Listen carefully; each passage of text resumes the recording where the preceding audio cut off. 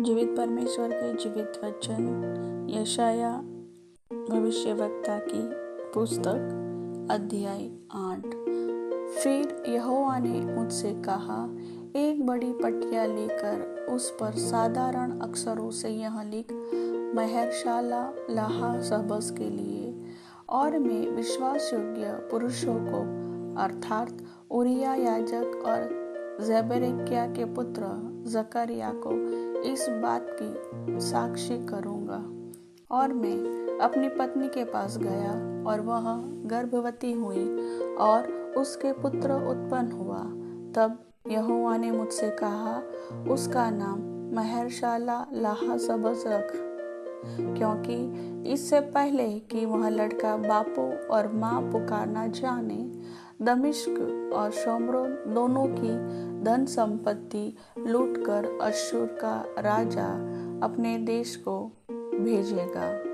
यहोवा ने फिर मुझसे दूसरी बार कहा, इसलिए कि लोग सीलो के धीरे धीरे बहने वाले सोते को निकम्मा जानते हैं और रसीन और रमलिया के पुत्र के संग एक करके आनंद करते हैं। इस कारण सुन, प्रभु उन पर उस प्रबल और गहरे महानाद को अर्थात अश्शूर के राजा को उसके सारे प्रताप के साथ चढ़ा लाएगा और वह उनके सब नालों को भर देगा और सारे कड़ाड़ों से छलक कर बहेगा।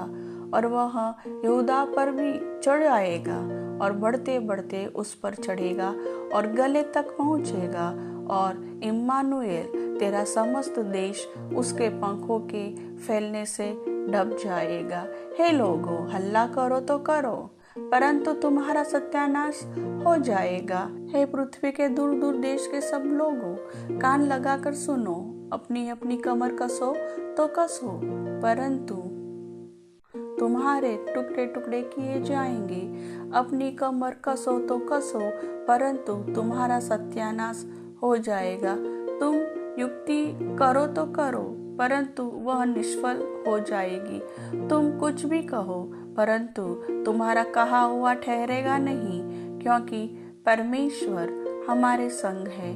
क्योंकि यहोवा दृढ़ता के साथ मुझसे बोला और इन लोगों की सी चाल चलने को मुझे मना किया और कहा, जिस बात को यह लोग राजद्रोह कहे उसको तुम राजद्रोह न कहना, और जिस बात से वे डरते हैं उससे तुम न डरना और न भय खाना।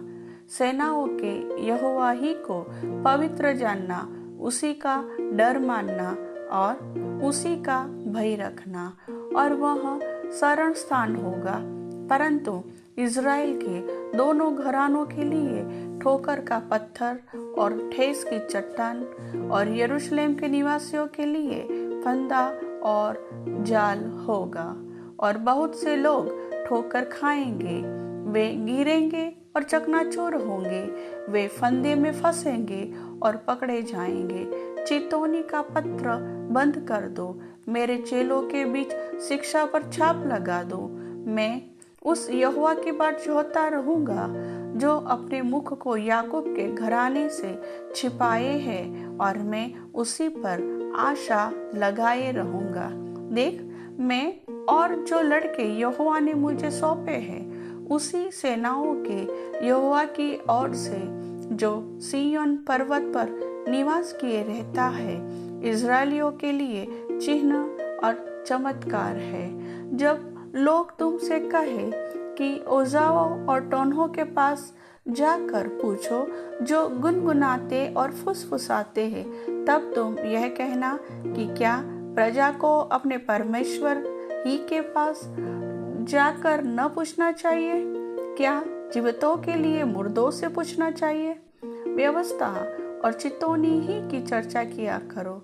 यदि वे लोग इस वचनों के अनुसार न बोले, तो निश्चय उनके लिए पौ न फटेगी। वे इस देश में क्लेशित और भूखे फिरते रहेंगे, और जब वे भूखे होंगे तब वे क्रोध में आकर अपने राजा और अपने परमेश्वर को शाप देंगे और अपना मुख ऊपर आकाश की ओर उठाएंगे। तब वे पृथ्वी की ओर दृष्टि करेंगे, परंतु उन्हें सकेती और अंधियारा अर्थात संकट भरा अंधकार ही देख पड़ेगा और वे घोर अंधकार में ढकेल दिए जाएंगे। प्रभु वचन के सुनने वाले सभी भाई बहनों को वचन का आशीष दे। आमीन।